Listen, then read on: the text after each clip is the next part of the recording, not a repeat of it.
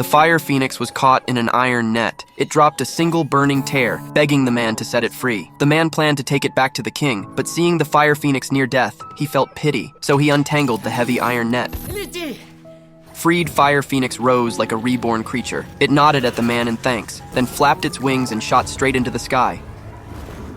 To repay the man for saving its life, it left behind a fiery feather, telling him to take it back as proof. But the king arrested Ivan for not completing his mission. To prove he had captured the fire phoenix, Ivan showed the fiery feather. But to his surprise, the feather was now dull and lifeless, no different from a chicken feather. The king thought Ivan was mocking him, so he ordered his head to be chopped off. Just as the executioner was about to strike, the fiery feather suddenly began to glow. Then, the sky turned red, for the fire phoenix had foreseen Ivan's danger and rushed to his aid from afar. It landed on the highest point of the town, its warm flames lighting up the entire town. At that moment, the townspeople finally believed Ivan was telling the truth. They began calling Ivan a hero. Seeing this, the king had no choice but to release Ivan, but secretly, he held a grudge. To get rid of Ivan once and for all, the king sent him to the top of the snow mountain to wake the sleeping princess. He was to bring her back with him. However, the journey was treacherous, and no one had ever climbed to the top of the snow mountain. The king was certain Ivan would meet a bad end. What he didn't know was that Ivan had a magical donkey